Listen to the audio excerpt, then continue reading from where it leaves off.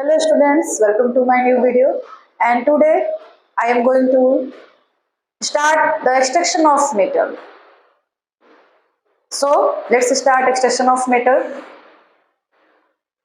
The main three steps used in the extraction of metal are concentration of ore, extraction of metal from concentrated ore, and refining of impure metal. Extraction of metal जो है ये mainly तीन तरीके से किया जाता है। इसके जो मेन तीन प्रोसेस होते हैं, फर्स्ट कंसंट्रेशन ऑफ ओर, जो ओर होता है उसको हम लोग प्यूरिफाई करते हैं, कंसंट्रेट करते हैं। Second extraction of the metal from concentrated ore, and third refining of impure metal. हम लोगों ने एक्सट्रैक्शन ऑफ ओर पढ़ लिया था, पिछले वीडियो में हमने इसके बारे में डिस्कस किया था। इसके चार मेन प्रोसेस होते हैं, उन चारों के बारे में हमने डिस्कस किया था। और आज हम लोग बेसिकली जो है डिस्कस करेंगे extraction of the metal from concentrated ore. चार प्रोसेस होते हैं किसी भी ओर को कंसंट्रेट करने के लिए, प्यूरिफाई करने के लिए। जब ओर कंसंट्रेट हो जाता है, प्यूरिफाई हो जाता है, तब उसके बाद उस कंसंट्रेटेड ओर में से हम लोग मेटल को किस तरह से एक्सट्रैक्ट करते हैं, आज हम लोग उसी के बारे में जानेंगे। ठीक है, तो इसके लिए जो है extraction of metal from concentrated ore, extraction of metal based on the reactivity of metals. ये जो एक्सट्रैक्शन ऑफ मेटल है यह भी बेस्ड होता है मेनली रिएक्टिविटी ऑफ मेटल्स पर, कि कौन सा मेटल जो है कितना रिएक्टिव है। तो इसको हम लोगों ने मेन तीन पार्ट में डिवाइड कर दिया है। जो रिएक्टिविटी सीरीज ऑफ मेटल आपने पढ़ा था, उसमें जितने भी मेटल्स हैं उसको हमने तीन पार्ट में डिवाइड कर रखा है। First metals of low reactivity, second metals of medium reactivity, and third metals of high reactivity. जब हमने आपको रिएक्टिविटी सीरीज ऑफ मेटल पढ़ाया था, उसमें हमने आपको बताया था कि जो मेटल्स होते हैं वो कुछ बहुत ज्यादा रिएक्टिव होते हैं, जिनको हाइड्रोजन के ऊपर रखा गया है या टॉप में रखा गया है रिएक्टिविटी सीरीज ऑफ मेटल में।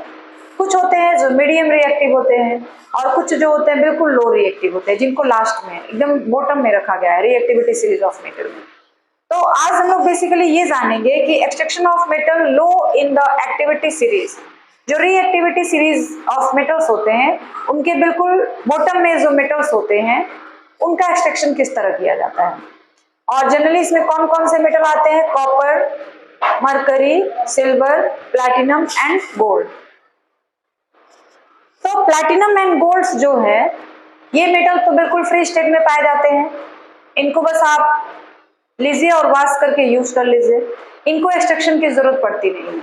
ठीक है, बाकी की जो भी मेटल्स हैं Cu, Hg और सिल्वर, इन सब ये सारे जो होते हैं कंबाइंड स्टेट में पाए जाते हैं, और इनके लिए कुछ प्रोसेस यूज किए जाते हैं इनके एक्सट्रैक्शन के लिए।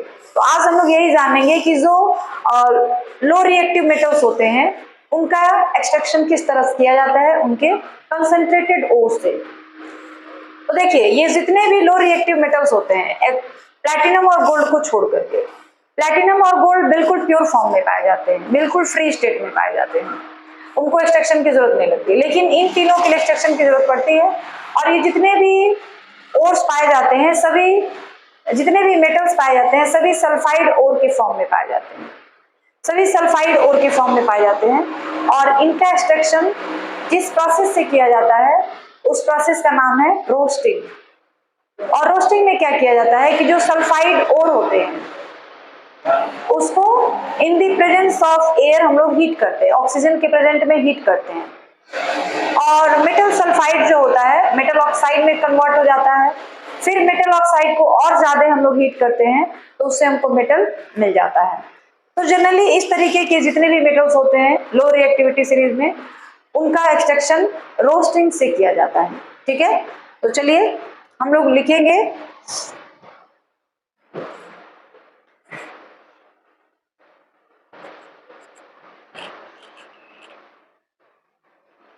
the method used for the extraction of metal low in the reactivity series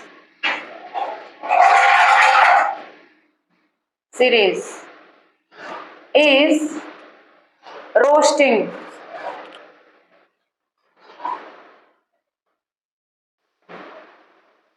आ रही बात समझ में? जो बिल्कुल बॉटम में मेटल्स होते हैं रिएक्टिविटी सीरीज ऑफ मेटल में, उनका जो एक्सट्रैक्शन होता है किस प्रोसेस से होता है? रोस्टिंग प्रोसेस से होता है।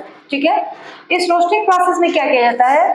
जो सल्फाइड ओर होते हैं उस सल्फाइड ओर को हम लोग स्ट्रांगली हीट करते हैं in the presence of air या ऑक्सीजन आप कह सकते हैं।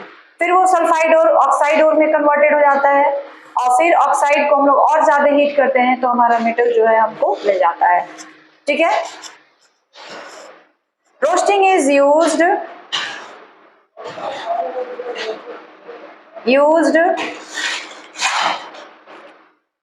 roasting no in this process the ore is, या सल्फाइड ओर लिख सकते हैं, the sulfide ore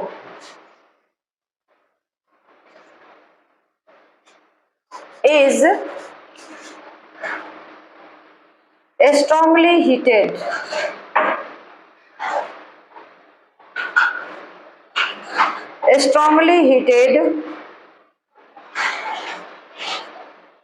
in presence of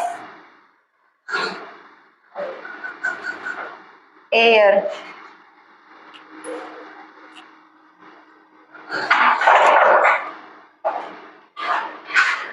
Then sulfide ore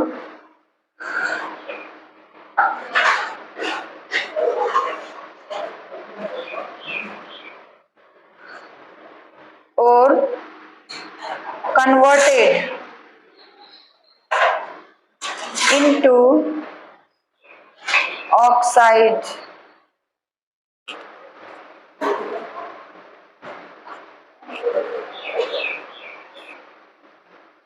and further heating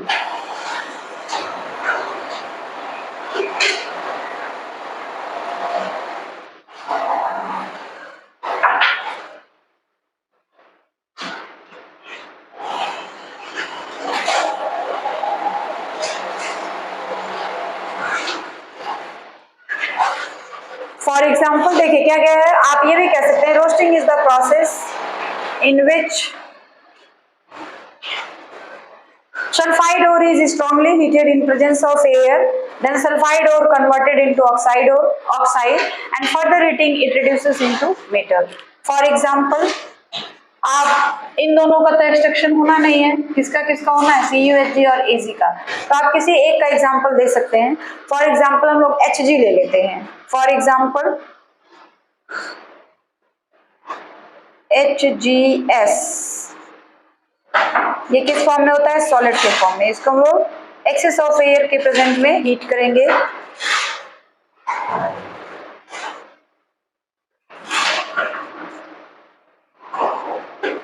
तो मरकरी ऑक्साइड में चेंज हो जाएगा और SO2 सल्फर डाइऑक्साइड जो है गैस के फॉर्म में बाहर निकल जाएगा। ठीक है, फिर हम लोग ऑक्साइड ओर को हीट करेंगे यानी 2HgO को आगे और हीट करेंगे तो क्या हो जाएगा? 2Hg जो कि लिक्विड के फॉर्म में होता है और O2 ऑक्सीजन गैस के फॉर्म में बाहर हो जाएगा। आगे बात समझ में? तो इसी तरीके से CuHg और सिल्वर इन तीनों का भी जो है हम लोग एक्सट्रैक्शन कर सकते हैं। उसमें क्या करना है कि सल्फाइड ओर को प्रेजेंस ऑफ एयर में हीट करना है, सल्फाइड ओर जो है कन्वर्ट हो जाएगा सल्फाइड ओर से ऑक्साइड में और फिर हम लोग ऑक्साइड ओर को और ज्यादा हीट करेंगे तो हमारा जो मेटल है वो हमको मिल जाएगा। ठीक है, तो ये है प्रोसेस ऑफ रोस्टिंग। आप रोस्टिंग का डिफिनेशन भी दे सकते हैं। Roasting is the process in which sulfide ore is strongly heated in presence of air and sulfide ore is converted in oxide. Again it is heated, then ore is extracted. तो इस तरीके से आप extraction of metal जो low reactive होते हैं या बिल्कुल कम रिएक्टिव होते हैं उनका एक्सट्रैक्शन आप इस तरीके से by the process of roasting से कर सकते हैं। ठीक है ना। अब हम लोग जानेंगे extraction of metals in the middle of activity series of metal. अभी हमने पढ़ा कि जो लो रिएक्टिव मेटल्स होते हैं बिल्कुल बॉटम ऑफ द सीरीज होते हैं, उनका एक्सट्रैक्शन हम लोग किस तरीके से करते हैं। ठीक है, उनका एक्सट्रैक्शन करने के लिए हम लोग रोस्टिंग प्रोसेस का यूज करते हैं।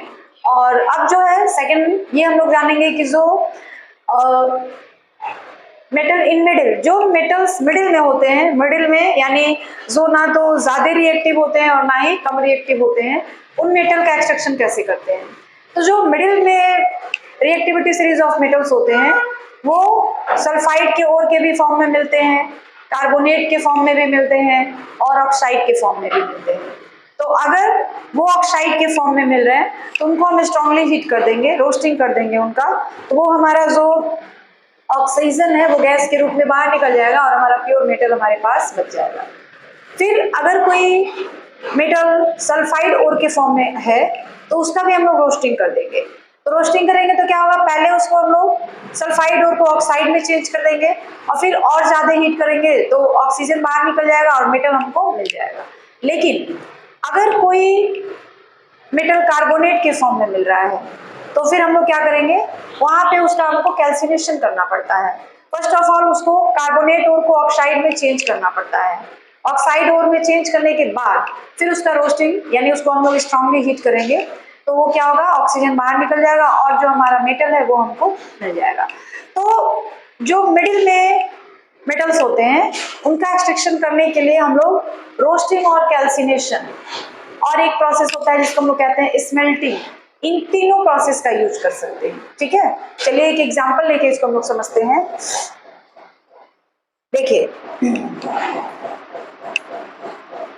The metals middle found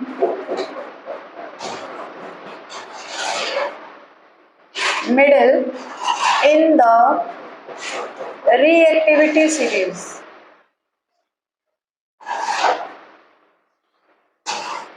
can be extracted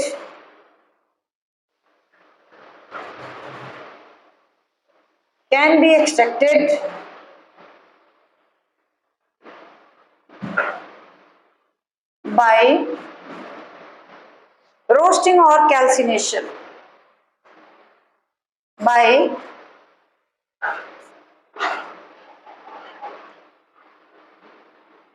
roasting और कैल्सिनेशन। ठीक है, तो जो और सल्फाइड के फॉर्म में है उनको हम लोग क्या करेंगे, रोस्टिंग करेंगे तो वो सल्फाइड और किस में चेंज होगा, ऑक्साइड में चेंज होगा और फिर ऑक्साइड को हम लोग हीट करेंगे तो ऑक्सीजन बाहर निकलेगा, मेटल हमारा बच जाएगा। अगर वो कार्बोनेट के फॉर्म में है तो उसको हम लोग कैल्सिनेशन करेंगे यानी एब्सेंस ऑफ एयर में उसको हीट करेंगे। तो जो कार्बोनेट और था वो डायरेक्टली चेंज हो जाएगा किस में, ऑक्साइड में, और ऑक्साइड में जब चेंज हो जाएगा तो फिर हम लोग स्ट्रांगली हीट कर देंगे उसको, ऑक्सीजन बाहर निकल जाएगा, जो मेटल है वो बच जाएगा। ठीक है, चलिए अब एक एग्जांपल देखते हैं।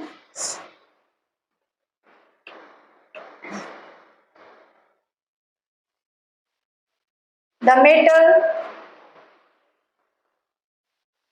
Found in carbonate form, carbonate के फॉर्म में जो पाया जा रहा है it is extracted bye process of calcination। ठीक है, अब ये कैल्सिनेशन क्या है, calcination is a process in which the ore is heated in absence of air. For example देखिए, मान लीजिए हमने लिया जिंक, तो जिंक जो है Zn CO3 के फॉर्म में पाया जा रहा है, तो इसको हम लोग हीट करेंगे, heat in absence of air. इसको हम लोग किसके अब्सेंस में हीट करेंगे? एयर के अब्सेंस में। अब्सेंस ऑफ एयर में इसको हीट कर देंगे। तो जो मेटल कार्बोनेट था वो किस में चेंज हो जाएगा? मेटल ऑक्साइड में। और फिर इसको हम लोग हीट कर देंगे।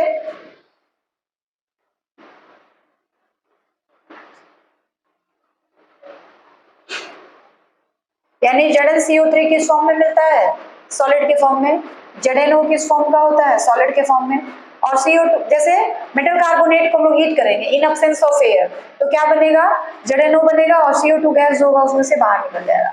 अब इसको हम लोग हीट करेंगे, ZnO को हीट किया जाएगा।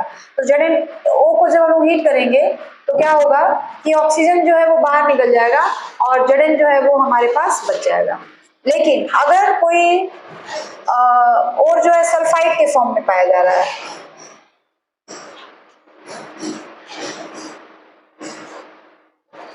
मान लीजिए ZnS सल्फाइड के फॉर्म में मिल रहा है, तो इसका हम लोग क्या कर देंगे?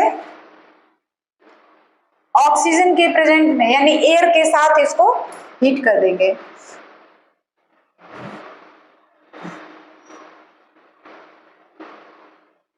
हीट प्रेजेंस ऑफ एयर, ये क्या हो जाएगा?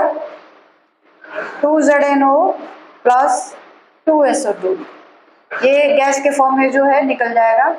और अगर कोई मेटल बिल्कुल मतलब ऑक्साइड के फॉर्म में पाया जा रहा है, तब क्या करेंगे हम लोग? मान लीजिए ZnO ही आ गया, तो इसको हम लोग कार्बन के साथ हीट कर देंगे। थर्ड नंबर में क्या करेंगे?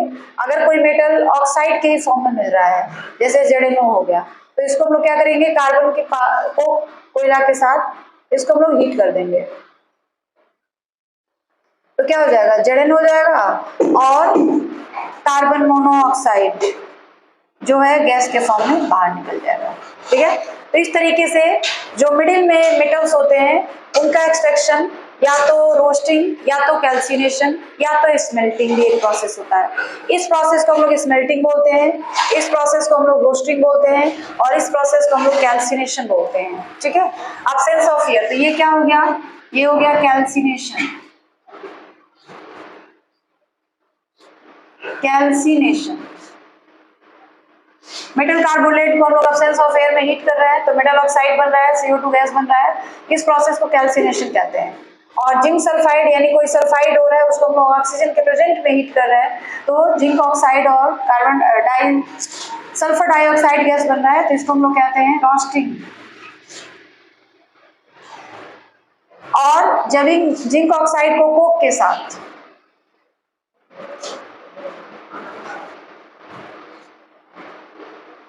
कोक के साथ हीट करते हैं तो इस प्रोसेस को हम लोग स्मेल्टिंग बोलते हैं। आई बात समझ में? तो मिडिल में जो भी मेटल्स प्रेजेंट होते हैं उनका एक्सट्रैक्शन या तो रोस्टिंग से या तो कैल्सिनेशन से या तो फिर स्मेल्टिंग से, तीनों प्रोसेस से कर सकते हैं। अब आपको ये देखना है कि जो हमारा मेटल है वो किस ओर के फॉर्म में मिल रहा है। सल्फाइड ओर में मिल रहा है तो उसका रोस्टिंग कर दीजिए, अगर वो कार्बोनेट के फॉर्म में मिल रहा है तो उसका कैल्सिनेशन कर दीजिए, अगर वो ऑक्साइड के फॉर्म में मिल रहा है तो उसका स्मेल्टिंग कर दीजिए। तो इन तीनों प्रोसेस का यूज करके जो मिडिल मोस्ट मेटल्स हैं उनका एक्सट्रैक्शन हम लोग कर सकते हैं। नाउ अब हम लोग जानेंगे कि extraction of metals high up in the activity series, potassium, calcium, sodium, magnesium and aluminium. यानी आपको अगर पोटेशियम, कैल्शियम, सोडियम, मैग्नीशियम या एल्युमिनियम का एक्सट्रैक्शन करना है इसके ओर से, तो क्या करेंगे? These metals are obtained by the process of electrolysis of their molten of fused oxide or chloride. In electrolysis, positive ion, metal ion जिसको कहते हैं, या positive ion are liberated at cathode where they gain electron and converted into metal atom. And जो negative ion है वो किस पे चला जाता है? एनोड पे चला जाता है। ठीक है, आप चाहो तो लिख भी सकते हो, where as negative ion goes at anode. जो निगेटिव आयन, जो पॉजिटिव आयन होते हैं वो कैथोड पे चले जाते हैं, जो निगेटिव आयन होते हैं वो एनोड पे चले जाते हैं।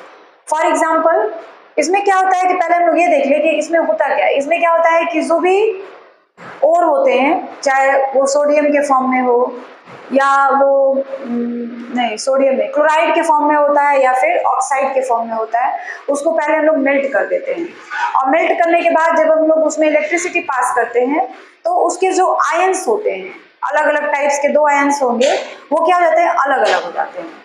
ठीक है, अलग होने के बाद वो क्या करते हैं, जब इलेक्ट्रिसिटी उसमें हम लोग पास करते हैं तो पहले तो जब भी वो मोल्टेन स्टेट में आता है उसके आयन पहले ही अलग हो जाते हैं। जब हम लोग उसको लिक्विड फॉर्म में लाते हैं तभी उसके आयन जो होते हैं अलग अलग हो जाते हैं।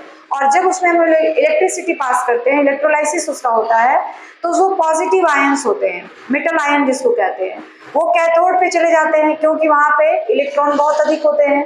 कैथोड पे चले जाते हैं और वहां से इलेक्ट्रॉन को गेन कर लेते हैं और मेटल में कन्वर्ट हो जाते हैं।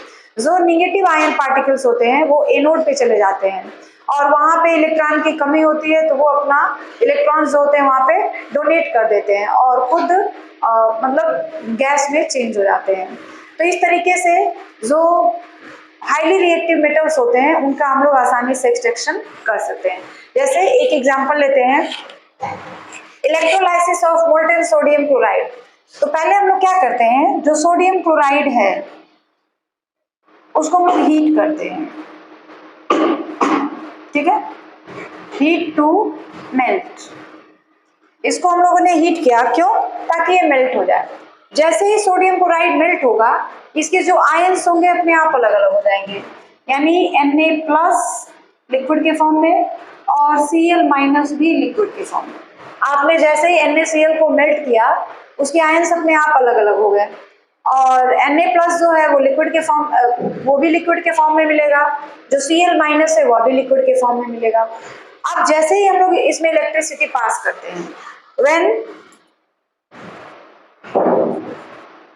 electricity is passed through the solution,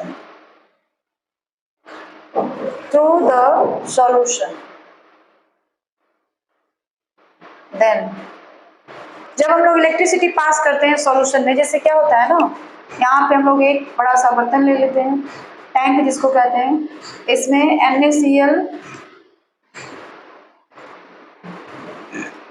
NaCl का ये सॉल्यूशन है, हमने भरा हुआ है इसमें, और NaCl का सॉल्यूशन है ये, यानी Na+ उसमें होगा और Cl- होगा। इसमें 2 इलेक्ट्रोड हमने लगा दिया हुआ है, एक को हम लोग एनोड कहते हैं,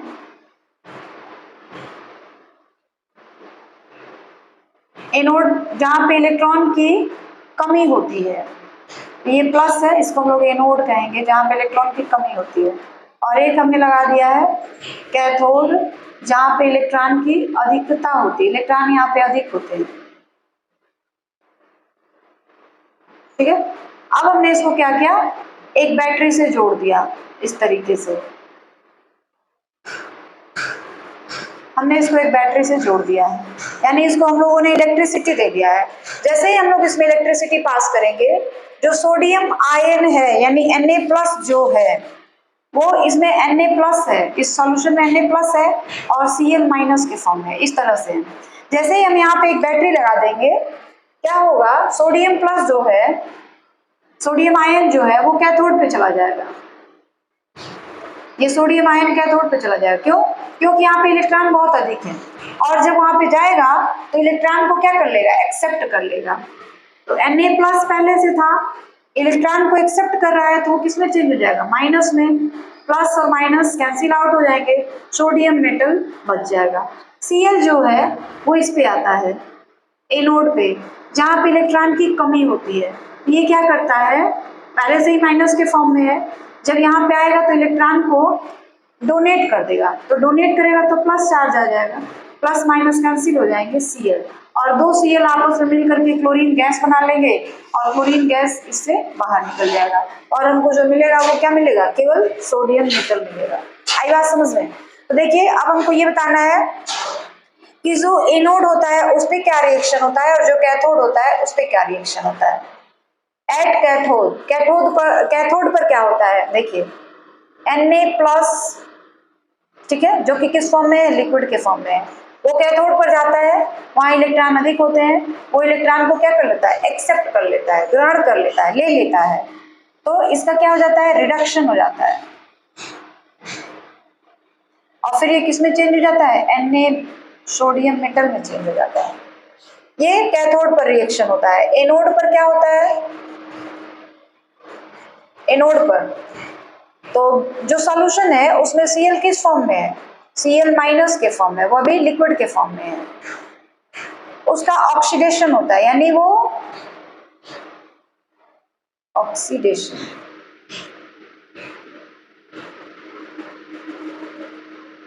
ऑक्सीडेशन होगा इसका, क्या करता है, इलेक्ट्रॉन को डोनेट कर देता है, दे देता है, तो ये क्या हो जाता है, इसने इलेक्ट्रॉन को डोनेट किया है, इसने इलेक्ट्रॉन को एक्सेप्ट किया है, लिया है। जब एरो के पीछे लिखेंगे ना तो इसका मतलब है कि इसने सोडियम आयन जो है इलेक्ट्रॉन एक्सेप्ट कर रहा है, और एरो के आगे जब लिखेंगे इसका मतलब है कि जो क्लोरीन है यानी क्लोरीन आयन जो है वो क्या कर रहा है, इलेक्ट्रॉन को डोनेट कर रहा है, और फिर दो Cl आपस में रिएक्ट कर लेंगे और बना देंगे Cl2 गैस, और ये Cl2 गैस कहाँ चला जाएगा, एनोड पे, और एनोड के थ्रू वो क्या हो जाएगा, बाहर हो जाएगा। तो इस तरीके से आप potassium, calcium, sodium, magnesium, aluminium सबका एक्सट्रैक्शन कर सकते हैं, ठीक है। और यह जो प्रोसेस है इसी को हम लोग कहते हैं इलेक्ट्रोलाइसिस। इलेक्ट्रोलाइसिस प्रोसेस में यही है कि जो भी मेटल का एक्सट्रैक्शन करना है उसको क्लोराइड के फॉर्म में लेंगे उसको हम लोग, और उसको मोल्टेन स्टेट में लेंगे। जैसे ही वो मोल्टेन स्टेट में जाएगा तो सोडियम सोडियम नहीं रहेगा, सोडियम आयन में बदल जाएगा, क्लोरीन भी क्लोरीन नहीं रहेगा, क्लोरीन आयन में बदल जाएगा, और फिर इसको हम लोग बड़े से टैंक में ले लेते हैं और इलेक्ट्रिसिटी पास करते हैं। इलेक्ट्रिसिटी पास करते हैं तो क्या होता है, जो सोडियम आयन है वो चला जाता है कैथोड पे, और वहां पे इलेक्ट्रॉन बहुत अधिक होते हैं, वहां से वो इलेक्ट्रॉन ले लेता है, प्लस चार्ज बना लेता है, माइनस चार्ज बनाता है, क्योंकि जो इलेक्ट्रॉन लेता है उसके ऊपर माइनस चार्ज आता है, प्लस पहले से था माइनस आता है तो प्लस माइनस कैंसिल हो जाते हैं, सोडियम मेटल बच जाता है।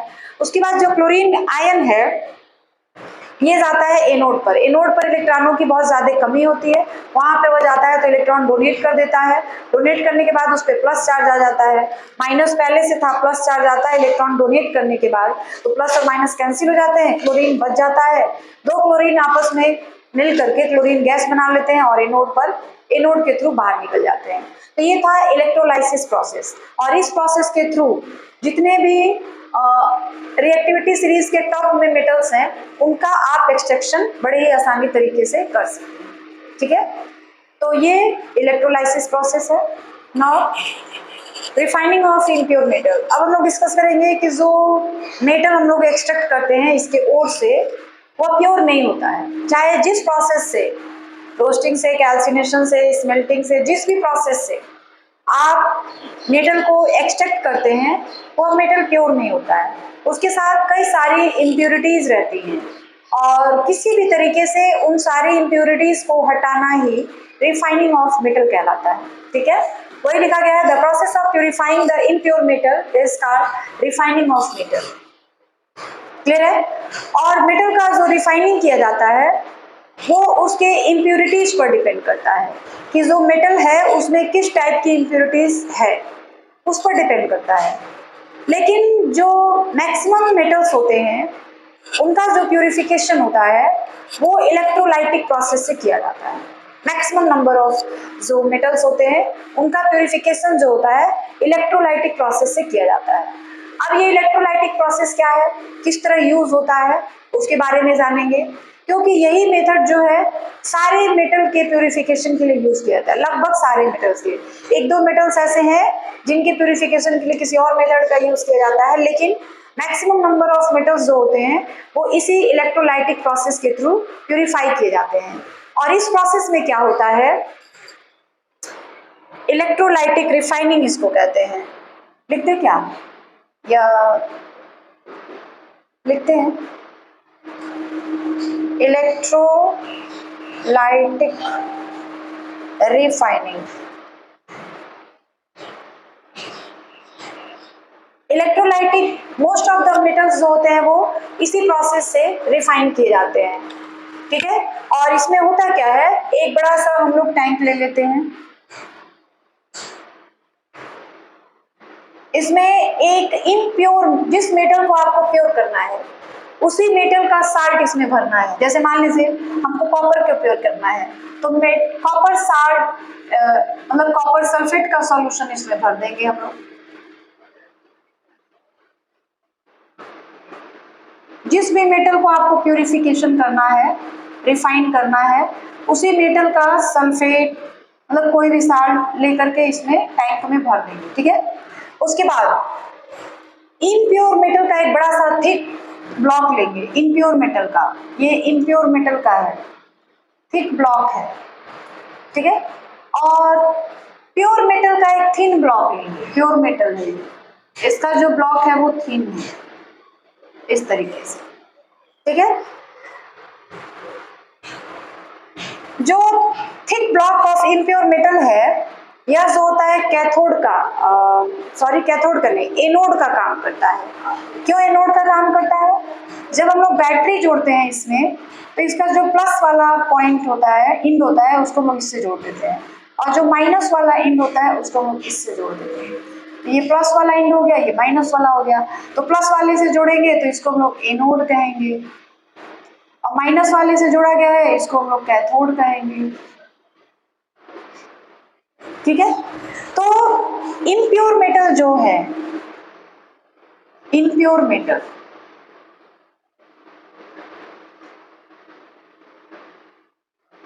और यह जो है प्योर मेटल ब्लॉक है, इम्प्योर मेटल ब्लॉक और यह जो है प्योर मेटल ब्लॉक। इस तरीके से दो ब्लॉक हमने ले लिया है, एक जो है इम्प्योर मेटल का है और दूसरा जो है प्योर मेटल का है। इम्प्योर मेटल ब्लॉक जो है काफी थिक है, मोटा है, प्योर मेटल ब्लॉक जो है काफी थिन है, पतला है। जैसे ही इन दोनों को किसी सेल से या किसी बैटरी से जोड़ दिया जाता है या इसमें इलेक्ट्रिसिटी पास की जाती है तो क्या होता है, इसमें से प्योर मेटल, इसमें से इस जो थिक ब्लॉक है ना, इसमें से प्योर मेटल जो होते हैं वो इस सॉल्यूशन में आते हैं। मान लीजिए ये कॉपर का हमने यूज किया है तो कॉपर इस सॉल्यूशन में इसमें से निकल करके आएगा, Cu, ठीक है। अब वो किस फॉर्म में आएगा? आयन के फॉर्म में आएगा, आयन के फॉर्म में, Cu2+ के फॉर्म में आएगा। जब ये आयन के फॉर्म में आएगा तो ये किस पे चला जाएगा? इस पे। क्यों? क्योंकि यहाँ पे इलेक्ट्रॉन अधिक है, कैथोड पर जो होते हैं इलेक्ट्रॉन अधिक होते हैं। क्यों अधिक होते हैं? क्योंकि इसको माइनस वाले इंड से जोड़ा गया है ना, तो सोर्स से इसको इलेक्ट्रॉन मिलता रहता है, इसलिए इस पे इलेक्ट्रॉन अधिक होते हैं। तो Cu+ इलेक्ट्रॉन पर जाता है, और जब इलेक्ट्रॉन पर जाता है तो क्या होता है, वहां पे इलेक्ट्रॉन अधिक होते हैं, इलेक्ट्रॉन को एक्सेप्ट कर लेता है, और इलेक्ट्रॉन जब एक्सेप्ट करता है, मान लीजिए Cu2+ है, जब ये इलेक्ट्रॉन कैथोड पे गया तो इसने इलेक्ट्रॉन को एक्सेप्ट कर लिया तो माइनस माइनस चार्ज आ जाते हैं, प्लस माइनस कैंसिल हो जाते हैं, और कॉपर, प्योर कॉपर जो होता है बच जाता है, वो इस पे डिपॉजिट हो जाता है, और धीरे धीरे यह जो थिन ब्लॉक होता है वो क्या हो जाता है, मोटा होता जाता है इस तरीके से, क्योंकि प्योर मेटल इस पे आके डिपॉजिट होते जाते हैं, और इसके जो इस तरीके से, और ये जो इम्प्योर मेटल का ब्लॉक है ये धीरे धीरे पतला होता जाता है, क्योंकि इसमें से जितने भी प्योर मेटल्स थे वो सब निकल कर कहाँ चले गए, कैथोड पर, और कैथोड पे जाके डिपॉजिट हो गए। तो कैथोड पर डिपॉजिट हो जाते हैं तो कैथोड वाला जो ब्लॉक होता है मोटा होता जाता है, और यह वाला जो होता है पतला होता जाता है। साथ ही इसमें जो इम्प्यूरिटीज होती है, जो भी इम्प्यूरिटीज होती है, जो सॉल्युबल होती है वो इसमें घुल जाती है, लेकिन जो इनसॉल्युबल होती है वो एनोड के नीचे आकर के जमा हो जाती है इस तरीके से। एनोड वाला जो पार्ट है उसके नीचे आके जमा हो जाती है, जिसको हम लोग एनोड मड बोलते हैं, ठीक है। तो इसको हम लोग क्या कहते हैं, एनोड मड कहते हैं।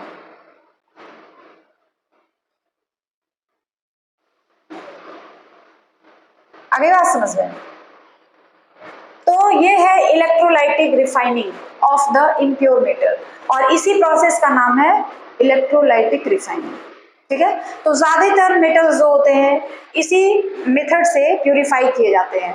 और इस मेथड में यही प्रोसेस है कि हम लोग जिस मेटल को प्योर बनाना चाहते हैं, जिस मेटल को हम लोग प्योर करना चाहते हैं, उसका साल्ट ले लेते हैं सॉल्यूशन के फॉर्म में, एक बड़े से टैंक में भर देते हैं, 2 इलेक्ट्रोड बनाए जाते हैं, दोनों ही उसी मेटल के होते हैं, लेकिन एक मेटल जो होता है, एक जो एनोड होता है वो इम्प्योर मेटल का होता है, काफी मोटा होता है, और जो प्योर मेटल वाला इलेक्ट्रोड होता है जिसको हम लोग कैथोड कहते हैं वो काफी पतला होता है। जब हम लोग इसमें मतलब इलेक्ट्रिसिटी पास करवाते हैं तो इसमें से जो प्योर मेटल होता है वो और उसकी इम्प्योरिटीज दोनों इस सॉल्यूशन में डिसॉल्व हो जाती हैं। डिसॉल्व होने के बाद Cu+ जो है या जो भी मेटल है हमारा वो इस पे चला जाता है कैथोड पर, और इसकी मोटाई धीरे धीरे बढ़ती जाती है और एनोड की मोटाई धीरे धीरे घटती जाती है। जो भी इम्प्योरिटीज होती हैं वो इसके नीचे आके बैठ जाती हैं, जिनको हम लोग कहते हैं एनोड 1। तो इस तरीके से हमारा जो मेटल है वो बिल्कुल प्योर हो जाता है। तो इसको हम लोग कहते हैं electrolytic refining of impure metal या मेटल आप कह सकते हैं। ठीक है, तो इसको हम लोग लिखेंगे कैसे, तो हम लोग इस तरह लिखेंगे। देखिए, पहले मेटल जो है सॉलिड के फॉर्म में है वो किस में चेंज हो जाता है, M का मेटल मतलब M का मतलब मेटल है, N+ मेटल आयन, इसको हम लोग कहेंगे मेटल आयन, एक्वस और Ne। उसके बाद क्या होता है, ये किस पे होता है, एट एनोड। कैथोड पर क्या होता है, एट कैथोड। कैथोड पे क्या होता है, देखिए Mn+ एक्वस जो होता है वो क्या करता है, इलेक्ट्रॉन एक्सेप्ट करता है और किस में बदल जाता है, M यानी मेटल के फॉर्म में, मेटल एटम। तो इस तरीके से किसी भी मेटल को आप रिफाइन कर सकते हैं और इसी प्रोसेस का नाम पड़ जाएगा इलेक्ट्रोलाइटिक रिफाइनिंग। क्लियर है?